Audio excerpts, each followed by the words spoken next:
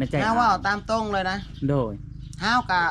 ได้ยินคำนี้แหละเฮากะอึ้งอยู่เฮากะโศกเฉาเงาใจอยู่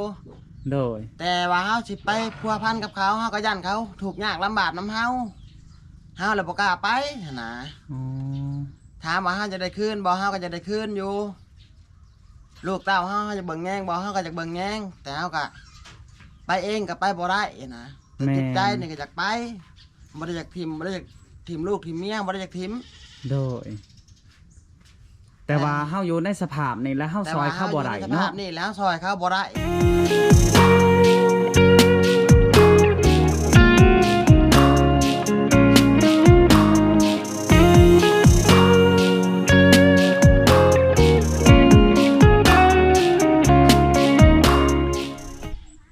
สวัสดีและสบายดีบอกว่า FC ฟังไทยและฟังลาวและก็พอแม่ก็จังได้กับสวัสดีเนาะทุกคนก็คือเฮามาผ่านหมู่บ้านนี่ทุกคนเฮาไปเห็นอายคนค่าขาดโอ้น่าสงสารเพิ่นคือบ่าวสัญญาแลนรถก้ายเลยทุกคนแลนรถก้ายแล้วก็เลยกลับมาใหม่เนาะเพราะว่าเฮามาเห็นเพิ่นทุกคนแขนค่าขาดเพราะว่าเพิ่นว่ารถ10ล้อเหยียบแต่เฮาบ่ฮู้ว่าเพิ่นเป็นแนวใดเนาะก่อนอื่นเฮาสิพา FC และพ่อแม่แล้วก็พี่น้องทั้งหลายทุกคนคือเขาไปเบิ่งเพิ่นนำกันเนาะเพราะว่าเฮาน่าสงสารเพิ่นแห้งเลยทุกคนไปก่อนอื่นไปเบิ่งนำกันเลยอ้าวสบายดีอ้ายสบายดีโอ้เฮ็ดยังอยู่ตอนนี้ฮะตอนนี้เฮาก็เฮ็ดยังบ่ได้แหละเฮาก็เป็นจังซี่แหละตั้งแต่เฮาเป็นจังซี่แล้วเฮาเฮ็ดยังบ่ได้เลยตอนนี้ก็ช่วยเหลือตัวเองก็ยากนะยังเฮ็ดอ้ายนี่ฮะเฮาถูกรถ10ล้อเหยียบถึกรถ10ล้อเหยียบแม่นทุกคนเอ้ยเฮาน่ะถึกรถ10ล้อเหยียบแต่เหยียบอยู่ใช่อ้ายเหยียบอยู่ประเทศไทยอ๋ออ้ายไปเฮ็ดงานอยู่ประเทศไทยเฮาไปเฮ็ดงานอยู่ประเทศไทยเฮาปลูกอ้อยอยู่ประเทศไทยโดยเฮาไปเป็นลูกจ้างเขาบัดเลิกงานแล้วเฮาย่างเมื่อแคมป์แล้วรถเหยียบเฮาทุกคนเลยไปจากปีอ้ายอยู่ไทยฮะเอาไป5 ปีปีที่5พอดีรถเหยียบปีที่5พอดีรถเหยียบโอ้อ้ายเฮ็ดบ่ได้จังให้รถเหยียบบ่เฮาก็ย่างน้ำข้างทางนี่แหละแต่รถเสียหลักแม่นรถเสียหลักโอ้ทุกคนมาแล้วก็มาชนเฮามาเสียวเฮามาเหยียบเฮาแล้วเฮาก็บ่จักทางที่ไปสิมาแล้วก็พวกพอตึกตึงนะเขามาเอาเฮาไปรักษาอยู่โรงพยาบาลโดยเฮาน่ะบ่มีญาติพี่น้องตอนรถเหยียบบ่มีใครเบิ่งเฮาได้อยู่โรงพยาบาลเฮาก็ช่วยเหลือตัวเองเป็นได้ลูกเมียมีบ่ลูกเมียคนเดียวลูกเมียก็มีพอเกิดเหตุแล้วลูกเมียก็หนีป้าเฮาโอ้หนีป้าเลยอ้ายเขาหนีป้าเลยโดยเอาเมียจักปีละอ้ายเฮาเมียก็6 ปีเด้อ6 ปีเนาะอยู่กับลูกกับเมียได้ลูกแล้วบ่ได้ลูก2 คนโอ้ผู้หญิงผู้ชายผู้หญิงผู้หนึ่งผู้ชายผู้หนึ่งน่าสงสารทุกคนแต่ลูกเขายังน้อยอยู่ตอนนี้นะโดยแต่กลับไปอยู่น้ำเมียเนาะตอนนี้เขาก็อยู่ผู้เดียวไปได้มาแต่ด้นแล้วบ่อายนี่ฮะก็บ่ได้เลยฮะก็มาได้เดือนกว่านี่เดือนกว่าอ๋อทุกคนเอ้ยเพิ่งขอเบิ่งนี่เด้ออ้ายโดยเบิ่งได้เลยคดได้บ่นี่ฮะได้ทำนี่อ๋อได้สำนั้นบัดเบิ่งนี้ได้ซะเบิ่งนี่ก็ได้แต่ทำนี่อ๋อจะคดเข้ากว่าหันบ่ได้ก็คืออันได้แต่ทำนี่หอดกระดูกเลยเนาะน่าจะเป็นกระดูกทุกคนมันแหลมๆนี่เนาะแม่นอ๋อโธ่อันนี้ก็เปิดได้บ่มีเลือดบ่อ้ายนะฮะบ่อ๋อเอาผ่าติดไว้แห้งแล้วเนาะยังแผลทั้งนี้นะยังบ่ทันเศร้าเป็นแผลใหญ่อยู่ทางนี้เอาผ่าติดไว้ผ่าก็จนมันจะหุ่มแผลแล้วแผลมันยังไงโดยเบื้องนี่สารเบื้องนี่โคตรได้แต่ทำนี่ไปล้างแผลใช้ห้องหมอเฮานี้ล้างแผลนะเฮาล้างเองตั้งแต่เฮาออกมาแต่โรงพยาบาลอยู่ประเทศไทยนะเฮามาอยู่เฮือนเฮาล้างเองเฮาเฮ็ดเองเฮาตอนขาขาดหันอ้ายหูมือบ่ตอนแขนขาดฮะตอนแข่งขาดนะบูมือเลย ตอนแข่งเอา สลบเลย ฮะสลบเลยครับสลบอยู่7 วันเอาสลบอยู่ห้องหมอน่ะ7 วัน โอ้โดย วันที่รถเหยียบแล้วก็เขาเอาไปห้องหมอเอาก็อยู่ห้องหมอได้7 วันถึงวันที่รถเหยียบ จังได้ขึ้นมา จังได้ขึ้นจังได้ขึ้นมา บัดขึ้นมาแล้วเห็นสภาพตัวเองแบบนี้เลย เห็นแบบนี้เลย การน้ำตาบ่อยู่เลยเนาะอายเนาะ กั้นน้ำตาไปอยู่เลย แม่นทุกคนสภาพนี้ เอา เนาะ กะพยายามติดต่อหาพ่อหาแม่ กับมันก็ติดต่อบ่ได้เพราะว่าเฮาโตคนเดียวมันอยู่คนเดียวเฮาก็เฮ็ดหนังสือยังแล่นมาให้เขาแล่นให้ ให้อันตำรวจหรือว่าอัน ให้ ผู้ปกครอง ตำรวจ เท่านั้นเนาะ ทั้งนั้นน่ะแล่นให้ โอ้ทุกคนเลย กลับมากับ มันบ่ได้ข่าวเลยนะก็จนเฮามาเฮาเรือนเอง พ่อแม่ก็บ่ได้ฮู้ บ่ได้ฮู้ บ่ได้ฮู้เลย บ่ คิดว่าเฮาอยู่กับลูกกับเมียเนาะ อืม ลูกเมียบ่ได้บอกบ่ว่ารถต่ำ บ่ เดี๋ยวว่าโทรบอกแม่ทั้งนี้ว่ารถ บ่ ต่ ลูกเมียก็บ่ได้บอกเลย ลูกเมียก็ไปเลยตั้งแต่มื้อนั้น จนเท่าบ้านนี่ลูกเมียก็ ำโดยตอนนี้บ่ได้ติดต่อหากันเลย บ่ แล้วฮู้บ่ว่าจะมา ฮู้ โอ้โหเนาะทุกคนน่าสงสารอายเพิ่นแห้งเลย มาแหละเขาก็ฮู้ว่าเฮามาแหละเขาฮู้ว่าเฮาเป็นจังซี่เฮาเฮ็ดหยังช่วยเหลือเขาบ่ได้แหละเขาก็เว้ามาคำเดียวคำสั้นๆเขาบอกว่าปะกับเฮาแล้วบ่ให้เฮายุ่งเกี่ยวกับเขาแล้วเฮาก็เลยปะตัดสินใจปะบ่ไปยุ่งเกี่ยวกับเขา โอ้ แต่ ว่า จิตใจ ง่ายว่า เฮก็ไปอยู่แต่เฮาก็ไปเองบ่ได้ โดว่าง่ายว่าเมียปฏิเสธ แม่น ปฏิเสธแบบบ่ให้ยุ่งเกี่ยวกับชีวิตของเพิ่นเนาะ แม่น เพราะว่าเพิ่นฮู้ว่าเฮาอยู่ในสภาพนี้ อืม อายได้ยินคำนี้แล้วเป็นอะไรอาย เฮาก็ เว้าตามตรงสำหรับในใจ เฮาเว้าตามตรงเลยนะ โดย เฮาก็ได้ยินคำนี้แหละเฮาก็อึ้งอยู่เฮาก็โศกเศร้าเหงาใจอยู่ โดย แต่ว่าเฮาสิไปพัวพันกับเขาเฮาก็ยันเขาถูกข์ยากลำบากนำเฮาเลยบ่กล้าไปหั้นนะ อ๋อ ถามว่าเฮาจะได้คืนบ่เฮาก็จะได้คืนอยู่ ลูกเต้าเฮาจะเบิ่งแยงบ่เฮาก็จะเบิ่งแยงแต่เฮาก็ไปเองก็ไปบ่ได้นะแต่จิตใจนี่ก็อยากไปบ่ได้อยากบ่ได้อยากทิ่มลูกทิ่มเมียบ่ได้อยากทิ่ม โดย แต่ว่าเฮาอยู่ในสภาพนี้แล้วเฮา แต่ ซอย ว่า เข้าบ่ได้ อยู่ในสภา เนาะ พนี่แล้วซอยเขาบ่ได้นะ ซอยเข้าบ่ได้เฮาก็จะเป็นตัดสินใจอยู่ อืม อืม แล้วก็จำเป็นตัดสินใจอยู่ไปวันๆแบบนี้แหละ อยู่ตามมีตามเกิดเฮากันได แม่นอันนี้ทุกคนทั้งเบาสัญญากอะแบบว่าทั้งอายเพิ่นเว้ามากกับตั้มอกตั้มใจได้ทุกคนก็คืออันตอนหักกันใหม่ๆหั่นคือจังหวะเว้าดีหัวหมวนเนาะ แม่น มีหยังก็สิดูแลกันจนเฒ่าจนแก่แม่นบ่อาย แม่น บัดพอเป็นมาแล้วก็เข้าถิ่มเนาะ อืมเขาถิ่มแล้วเฮาก็ให้เฮาเสียใจมากบ่เฮาก็เสียใจมาก ถามเฮาว่าเฮาเสียใจมากทำไรก็เทียบเท่ากับเฮาไปบ่ได้นั่นแหละ อืม เฮาก็แบบเฮาก็เสียไปเสียแข้งเสียขาไปแบบนี้แหละมาเสียลูกเสียเมียไปอีก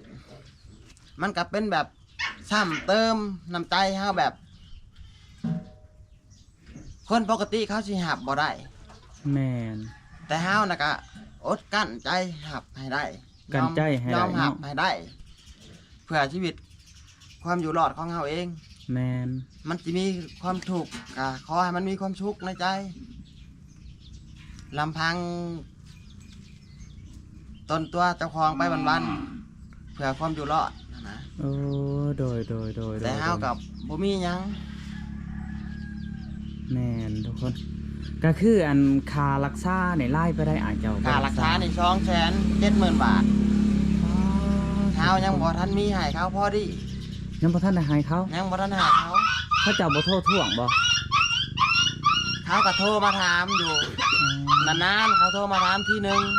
แต่เฮาก็บอกกับเขาไปว่าเฮายังหาบ่ได้แต่เฮาก็ยอมหัก สารภาพกับเขาว่าเฮาน่ะสิจ่ายสิทดแทนคืนเขา อืม เขาบอกว่าถ้าว่าบ่มียากินก็ให้บอกเขา โอ้เขาเจ้าก็ดีอยู่เนาะอ้ายเนาะ ดีบ่มีผ้าพันแผลก็ให้ไปเอากับเขา แต่เงินน่ะหาได้มื้อได้คอยให้เขามื้อนั้น แต่ตอนนี้เฮาก็ยังเฮ็ดยังหาบ่ทันได้เขาก็พร้อมให้ความสะดวกของเฮาอยู่ อ้ายคิดว่าอันถอกเทอละน้อยบ่เขาเจ้าให้ถอกบ่เทอละน้อยหรือว่าให้ถอกบัดเดียวเลยเขาเจ้าฮะ เขาก็ให้สะดวกทั้งเฮาอยู่ โอ้โดย ถ้าว่าเฮามีซำนี้เฮาให้เขาซำนี้เฮาคอยถอกไปคอยให้ไปเขาก็รับ ถ้าว่าเฮายังบ่ทันมียังบ่ทันให้เขาก็รับ อืมโดย มันสิช้าสินานทำได้เขาก็รับ หับหน่อยเนาะ รับ แต่ว่าทั้งอ้ายเพิ่นนี่คันดีคักนี่น่าจะใส่ค่าเทียมได้เนาะตามเบิ่งนี่เนาะ เฮากันแน่มั่นใจว่าสิใช้ได้ขาเทียม ใส่ได้เนาะ ใช้ได้ แต่เฮาน่ะบ่มีปัญญาซื้อขาเทียม โอ้ เฮาบ่มี แล้ว เงิน บ่มีเงินเนาะ เฮาเป็นคนถูกข์ยากเป็นคนจนเฮาน่ะบ่มีเงินในใจก็อยากได้ขาเทียมอยากย่างได้ โอ้โด แต่ ย ตอนนี้ก็มันก็บ่มีเฮาบ่มีเงิน เว้าง่ายๆอ้าย เฮา ต้น ซื้อ นี้ บ่ หัน ได้ เว้าง่ายๆทุกคนก็คืออ้ายเพิ่นต้นนี้หันคันว่าหนทางก็เริ่มสิตันแล้วเนาะอ้ายเนาะ แม่น เริ่มสิตันแล้วยังอีกบ่ดนก็ตัน แม่น เพราะว่าเฮาสิเฮ็ดเวียกเฮ็ดงานนี่สิไปหารับจ้างทำงานนี่มันแทบจะเฮ็ดบ่ได้เลยเนาะ แม่นแหละมันก็แทบเฮ็ดบ่ได้เลยแหละ คันว่ามีค่าเทียมนี่อาจจะเนาะ อาจจะได้ถ้ามีค่าเทียม แต่เฮาก็สิเฮ็ดเวียกหนักบ่ได้ เฮ็ดเวียกนักบ่ แต่ ได้ เฮ็ดเวียกเบาน่ะเฮ็ดได้ โดย ซ่อมรถแปลงล่างนี่บางเทื่อ อ้ายเป็นหรือบ่ซ่อมรถนี่ เป็นอยู่พอได้อยู่ พอได้อยู่เนาะ อืม โอ้โดยทุกคนเลยบัดมาเห็นสภาพนี่ก็คือทั้งเฮาแล่นรถผ่านแล้วก็เฮามาเห็นทุกคนมาเห็นเพิ่นแล้วก็โอ้ไอ้ช่างเห็นอายว่าคือแข้งขาขาดเหมือนหั้นนะ อืม คิดว่าพี่ก้านมาแต่เกิดดอกบ่แม่นเนาะ บ่ อืมรถ10ล้อแกอ้อยเนาะ แม่น ทุกคนเลยบัดมาเห็นแบบนี้คนที่หักที่แพงแล้วก็คนที่ห่วงใยก็คือลูกกับเมียเนาะ แม่น ก็มาซ้ำเติมเพิ่นอีกทุกคนก็คือบอกว่าเฮาเลิกกันซะว่าสั้นๆเนาะ อืม บ่ให้ไปยุ่งเกี่ยว แม่น เรื่องครอบครัว แม่น อีกอย่างทั้งอายเพิ่นก็ฮู้แล้วว่าสภาพตัวเองแบบนี้ก็บ่อยังให้เพิ่นมาลำบากนํเนาะ แม่น อ๋อจังได้ก็สู้ๆอายเอ้ยจักสิว่าจังได้เนาะทุกคนเนาะคือตอนนี้หันอยู่น้ำพอน้ำแม่บ่ อยู่น้ำพอน้ำแม่เฮาตอนนี้ อายจะนอนได้นี่บ่ เฮานอนอยู่นี่แหละ กลางคืนก็นอนนี่ นอนอยู่นี่กลางคืน อืม กลางเว้นเฮาก็นอนอยู่นี่กลางคืนเฮาก็นอนอยู่นี่เพราะว่าเฮาขึ้นนอนทั้งเงินน้ำพอน้ำแม่บ่ได้ บ่ได้เนาะ อืมบางคืนกับพอลงมานอนเป็นหมู่บางคืนกับชุมน้องลงมานอนเป็นหมู่แต่เขาก็บ่อ้ายน้องเขาก็บ่ป้านอนผู้เดียวอะนะ โอ้ เพราะว่าเฮาก็ โดย มันช่วยเหลือตัวเองยากลำบากอะนะ มันลำบากเนาะ อืม แต่ว่าทั้งอายเพิ่นก็เข้มแข็งทุกคน บางคนนี่คัดซ้ำนี่อาจจะบ่อยู่บางคน แมน อาจจะบ่อยู่หลายคนบ่าวสัญญาเห็น แต่มันก็สิหลายคนแหละ อืม คิดแบบ คิดฉันว่าง่ายๆจ้ะ คิด เฮา ซ้ำ ตอนแรกนะเฮามาเฮาตื่นเฮาพื้นขึ้นมาแต่ห้องหมอนะเฮาก็คิดฉันคือกัน คิดซ้ำบ่อาย คิด จนเขาหมัดไว้กับติดกับเตียงอยู่2 มื้อ3 มื้อพุ่นได โอ้มัดเจ้าฮะ หมัดข่อยไว้ ยานเฮาเฮ็ดไปโทษทีบ แม่นย่านเฮาเฮ็ดปฏิทิน อืม พอเฮาก็หับสภาพบ่ได้ ลูกเมียก็บ่เห็นขาเจ้าของก็ขาดจักสิไปตามอยู่ไสจักสิไปนํอยู่ไส โทรศัพท์มีบ่โทรศัพท์ โทรศัพท์ก็ตอนนี้บ่ บ่ตอนนั้น ตอนนั้นนะเฮาบ่มีโทรศัพท์ บ่มีเลย บ่มีเลย จักสิติดต่อทางใด จักสิติดต่อทางไหนบ่จักเฮาหาทางติดต่อบ่ได้ ลูกเมียตอนรถเหยียบก็ ลูกเมีย จักเมียเห็นจักบ่เนาะ จักเห็นจักบ่เห็น เฮาบ่ฮู้เลย พอเพื่อนตื่นขึ้นมาก็บ่เห็นลูกก็เห็นเมียแหละเฮาก็อยู่โตวคนเดียวแหละเฮาก็แบบ คิดหลายคิดไปต่างๆนานานะคิดว่าตัวเองนี่เอาเจ้าของบ่รอดแหละนะจังว่าก็ได้พยาบาลเขาหมัดไว้นั่นแหละ เขาจะเอาเสือกมัดไว้บ่ แม่นเขาเอาเชือกเอาแพร่หมัดไว้เบื้องหนึ่งเขาหมัดติดกับเตียงไว้บ่ให้เอาไปนะ อีกอย่างเขาเจ้ายานเฮาเฮ็ดไปโทษทีบยานว่าอ่ะใต้ให้มันแล้วเสียบ่แม่นว่าเว้าใส่กันเนาะ แม่น บางคนเขายาน ก็ เฮา คิด ตื่น แบบ เนาะ เขาก็คิดแบบนั้นแหละจังว่าเขาหมัดเอาไว้เขาบ่ให้เอาไปใช้มาใช้ได้นะ บัด ว่า บัดเวลาอายมาแต่ไทยอายเฮ็ดได้มา เขาเจ้ามาส่งฮอดเทือนบ่ บ่เขาน่ะติดต่อคนทางลาวติดต่อรถแล้วเขามาส่ง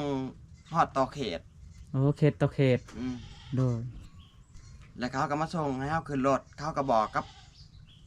พวกรถนะให้มาส่งเฮา ให้ฮอดเทือนทั้ง ฮอ ซ่า ด น เพื่อนฮอดชาน โอ้ แต่ค่าใช้จ่ายมันก็หลาย โดย เขาก็เอาน้ำลาย แต่ก็มีแต่ทั้งพูดและจ่ายให้เขาเฮาน่ะบ่มีหยังเฮามีแต่โตกับหัวใจมา อืม เฮามีแต่โตเปล่ามาเลย เงินคำเฮาก็บ่มี มาฮอดบ้านทับซ้ำเติมอีกเนาะ มาฮอดบ้านก็ทำเติมอีกนะ แม่น เฮาก็แบบ ก็เลยตัดสินใจว่าอยู่ไปวันๆแบบนี้แหละ อยู่ไปวันๆลองเบิ่ง อยู่ไปวันๆลองเบิ่งเฮาก็นะ เวลาไปถ่ายได้อายเฮ็ดแนวใด เว อัน ลาไป เอ้ย ถ่าย เอ้ยน้องไป ก็ ส่งบ่หรือว่าแนวใด เวลาไปถ่ายนำบ่ โดย บางเทื่อเฮาก็ให้น้องเฮาไปส่ง อ๋อบ างเทื่อก็น้องเฮาบ่อยู่เฮาก็ซอยเหลือตัวเองไปแล้วก็ไปยากแล้ว โดย เวลาสิถ่ายสิหยังก็ยากลำบากมากเลย อ๋อ แต่มันก็ต้องได้ทำเด้ แม่นจุดนี้ไผบ่ฮู้ไผบ่ถูกอาจจะบ่จักหน่อยเนาะ แม่นผู้ใดบ่ฮู้ผู้ใดบ่เป็นแหละแม่นผู้นั้นบ่ฮู้บ่จักโลดนะ อ๋อ เฮาผู้เป็นผู้ฮู้นี่โอ้ทรมานจิตใจมากเลยแต่ละมื้ออยู่แต่ละมื้อแต่ละวัน อยู่ปัจจุบันเฮาก็อยู่แบบอยู่ไปกินไปวันๆนี่เฮาก็ทรมานใจแห้งอีหลีรอได้ ว่าง่ายว่ากินข้าวกับน้ำตาเนาะ อืม แต่พ่อแม่บ่ฮู้นำเนาะ แม่น แม่นเพราะว่าเฮาก็น่าจะเดาออกทุกคนเพราะว่าคนมี เฮา ลูก อะ มีเมียเนาะอายเนาะ แม่น จากเฮาเป็นแบบนี้และลูกเมียก็บ่สนใจ อีกอย่างเฮาอยู่น้ำพ่อน้ำแม่มันก็บ่คือคนที่เฮาไว้ใจและเฮาหักแพงเลยเนาะ แม่น แต่ว่าทั้งเขาเจ้าก็บ่ยอมรับเฮาแล้วเนาะ อืม เฮาต้องได้ทำใจอีกเทื่อหนึงอันนี้ แม่ นะ น ทุกคนโอ้แต่ว่าอันถอดเสื้อนี่ให้น้องถอดให้บ่เวลาอาบน้ำอาบในถอดเองหมด ถอดเองได้ โอ้คันแพ้ให้นี่น่าจะดีเนาะอายเนาะ กันไปหายนี่ดีแหล้วแต่ตอนนี้มันยังบ่หายเด้ มันยังบ่ให้เฮาอาบน้ำก็จะหยากแหม่ทุกคนจะหยา อาก บ แหม่ น้ำกันรักษาระวังยาน้ำถึกกันแหล้ว โอ้ เอาอ่ะพอน้ำถึกแล้วย่านแพทย์เขาบอกว่าถ้ามันติดเชื้อนี่มันสิบ่เศร้า มันจะได้ตัดออกอีกเขาว่าถ้าว่ามันติดเชื้อนะมันสิเศร้ายาก ตอนที่รถเหยียบตะกี้หันยังเหงาเติบบ่นี่หรือว่าอันสันซำนี่ ฉันทำนี้เลยแหล้ว สันซำนี่บ่ อืม อย่ารอเพิ่นตัดเขาอีกหันนะ บ่มันเละมาถึงนี่เพิ่นก็ตัดออกแค่นี้ ตัดกระดูกทิ่มแล้วเพิ่นก็ยิบซีนเข้าไปหากัน แมนตัดกระดูกออกแล้วเพิ่นก็เย็บชิ้นกันมาหากัน โอ้ เข้ามา ทุกคนเลย แต่เบื้องนี่ก็มันฉันกลัวาเบื้องนี่มันใกล้กลัวา มันใกล้กลัวเนาะ มันก็เลยแบบมันหาชิ้นเย็บเข้ากันยากมันก็เลยนานเช้า โดย แต่เฮาก็แบบอยากมาถึงเงินถึงชานอยากมาพอหาแม่พออยู่พุ่นมันก็ลำบากยากคนอื่น และบัดนี้มาพี่เฮาก็อาศัยพ่อแม่เบิ่งเฮา คนที่เบิ่งเฮาอยู่พุ่นก็ อืม มันเว้าง่ายๆว่ามันบ่แม่นพ่อแม่เฮาเนาะ เออ อีกอย่างก็จักหมู่สิเบิ่งเฮาสำได้แม่นบ่ อืม เงินค้ำเฮาสิให้หมู่ก็บ่มีเนาะ แม่น ทุกคนเลย เงินค้ำเอาใส่หมูเฮาก็บ่มีบาทนี่ก็คนอื่นเบิ่งเฮาก็แบบเกรงใจเขาหลายนะ โดย เขาก็ย้ายอยากย้ายงาน เกิดมาเป็นคนทำมาหากินเนาะ แม่น ไผก็อยากทำมาหากินเอาต ตัวรอดนะ โดย เฮาก็สิไปเป็นอันนั้นภาระเขามันก็เป็นไปบ่ได้ เป็นไปบ่ได้เนาะ เป็นคนจน แม่น เฮาเป็นคนบ่มีเงิน ในเฮือนนี้มีจักคนบ่อ้าย อยู่เฮือนเฮานี่บ่ โดย ไอ้น้องน่ะมี8คน โอ้ 8คนก็ ลูกเมียเขาเจ้าเนี่ยเนาะ มัน เขา ก็ ก็ หลาย มี เนาะ ครอบมีครัวเบิดแล้ว อืม ยังแต่เฮานี่แหละยังบ่ทันมี บ่ทันมีกับบ่ทันมีแต่ตอนนี้แต่ว่า แม่นยังบ่ทันมีแต่ตอนนี้แหละ แต่ตอนนั้นมีแล้วเนาะ ตอนนั้นน่ะมีแล้ว แม่นสู้ๆอ้ายจังได๋ ตอน กะ นี้มันก็บ่มี คันว่าคนเฮาหักกันแท้หันถึงว่าสิเป็นหยังกะเขาต้องได้ดูแลเฮา แม่น แต่ว่าอันนี้เขาเจ้าอาจจะมีคนใหม่แล้วเอาฉันซะเนาะ แม่น คิดว่า คันเขามีคนใหม่เฮาก็ดีใจนํให้เขาสู่ต่อไป โดย เพราะว่าเฮานี่สิช่วยเหลือเขาบ่ได้แล้วเนาะ ซอย อ้าย เหลือเขามันบ่ได้แล้วเฮาอ่ะ โอ้ทุกคนเอ้ย จังหวะเฮ็ดก็เฮ็ดเองก็ยากก็เลยเฮ็ดหยังก็เฮ็ดน้ำแพ้นี่ก็แต่ละมื้อก็ล้างบาดล้างหยังก็ล้างยากเฮาเบิ่งบ่เห็นมันอยู่ทั้งพื้น มันบ่คือลูกเมียเฮาได้เนาะ อืม ที่เบิ่งให้เฮาเนาะ แม่นเฮาก็เฮ็ดเองมาแบบนี้ตลอด โอ้